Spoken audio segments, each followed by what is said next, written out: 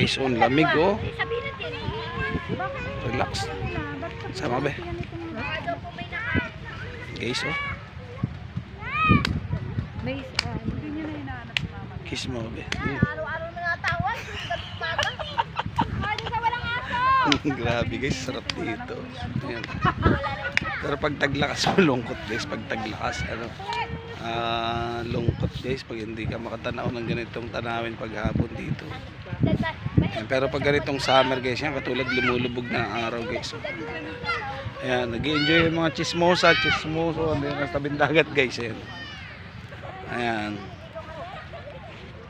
Ayan, chismoso time, chismosi time. Ayan guys, mga chismoso at chismosa nakaupo sa tabing dagat.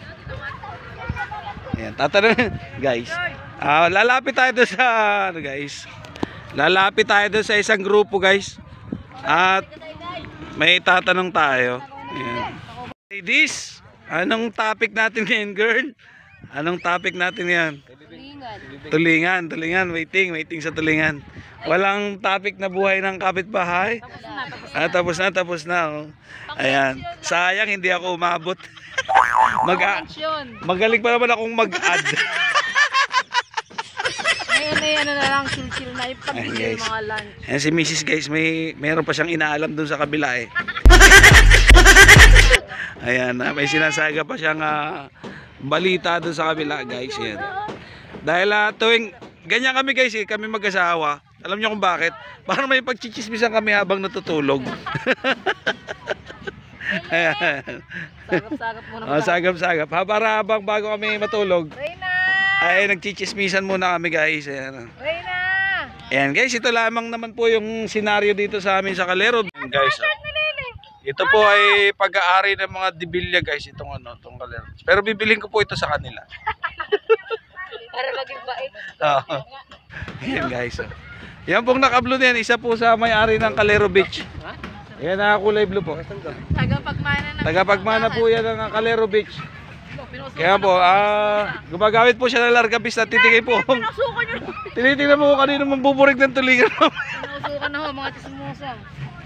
Napakaganda guys, napakaganda ng Ayan Ayan guys, yung pong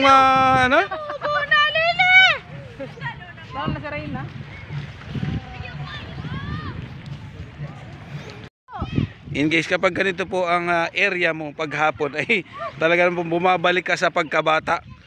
At sa umaga po ay matanda ka, sa hapon ay bata Ayan guys, so napakaganda ng Yan po yung magulang nila naglilinis. Yung po mga anak nandito nagchichismisan.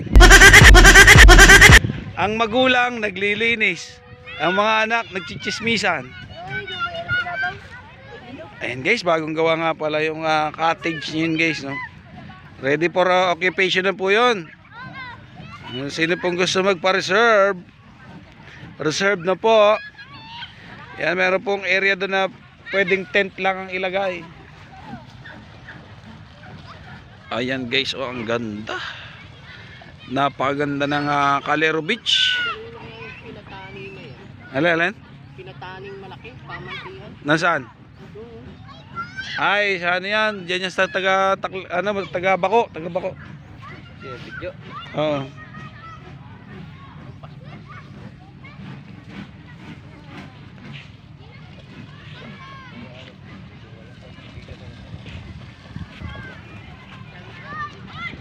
Ang ganda guys, grabe, sarap.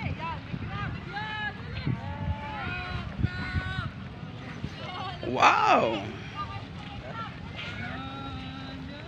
Nag-enjoy yung mga kids guys. Kaya dito sa amin guys, kahit wala ka makain, okay lang. Kahit kaunti lang ang pagkain sa hapagkainan guys, okay lang. Masarap naman yung view. Ang ganda. Ayan guys. Napakaganda guys. Yan guys, yung aking misis po ay video ng video, hindi naman marunong mag-post.